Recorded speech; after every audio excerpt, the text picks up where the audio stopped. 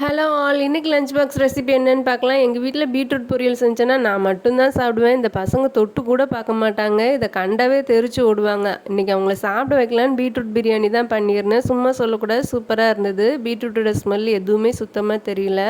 அவங்களே பிரியாணி நல்லா இருக்குதுமா அப்படின்னு சொன்னாங்க. 1/4 கிலோ அளவுக்கு பீட்ரூட்டை தோல் சீவி நல்லா துருவி எடுத்து வச்சுருக்கேன். இப்போ இதுக்கு மல்லி இலை, புதினா, இஞ்சி பூண்டு, கரம் மசாலா ஸ்பைசஸ் எல்லாம் சேர்த்து கொஞ்சமாக தண்ணி ஊற்றி நல்லா பேஸ்ட்டாக அரைச்சி எடுத்துருக்கேன். இப்போ குக்கரில் எண்ணெய் ஊற்றி எண்ணெய் சூடானதும் நீளமாக கட் பண்ணி வச்ச வெங்காயம், 2 பச்சை மிளகாய் போட்டு நல்லா வதக்கி லைட்டாக வெங்காயம் கலர் மாதிரி வந்ததும் அரைச்சி வச்ச புதினா கொத்தமல்லி பேஸ்ட்டை ஊற்றி நல்லா வதக்கி எடுத்துருக்கேன். மசாலா நல்லா வற்றி எண்ணெய் பிரிஞ்சு வந்ததும் கட் பண்ணி வச்ச 2 தக்காளி சேர்த்து அளவாக உப்பு போட்டு நல்லா கிண்டி விட்டு 2 நிமிஷம் மூடி விட்டுடலாம்.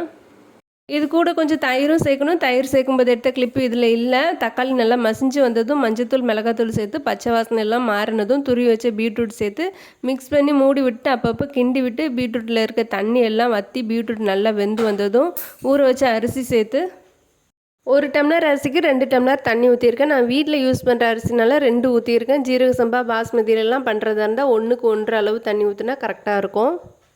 உப்பு செக் பண்ணிவிட்டு 2 விசில் ஹை ஃப்ளேமில் 1 விசில் லோ ஃப்ளேமில் வச்சு இறக்கிட்டால் பீட்ரூட் பிரியாணி ரெடி. இன்றைக்கி ஸ்நாக்ஸுக்கு சோயா சங்க்ஸில் கட்லட் தான் செய்கிறேன். இதுக்கு ஒரு பெரிய வெங்காயம், இஞ்சி பூண்டு, ஒரு பச்சை மிளகாய், கொஞ்சம் கொத்தமல்லி, இஞ்சி பூண்டு பேஸ்ட் இருந்தால் சேர்த்துக்கலாம். என்கிட்ட இல்லை, அதனால இஞ்சி பூண்டாக தான் சேர்த்துருக்குறேன்.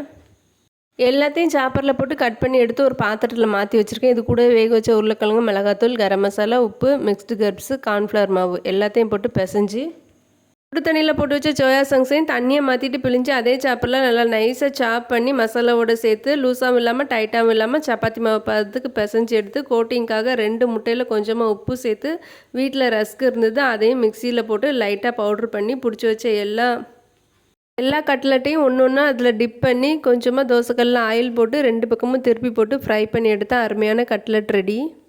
கட்லட் ரெசிபி ஃபுல்லாக தான் கவர் பண்ணி எடுத்தேன். ஆனால் எப்படி மிஸ் ஆயிடுச்சுன்னு தெரில. சாரி, கொஞ்சம் அட்ஜஸ்ட் பண்ணிக்கோங்க. இதே மாதிரி இன்னொரு சான்ஸில் பார்க்கலாமா?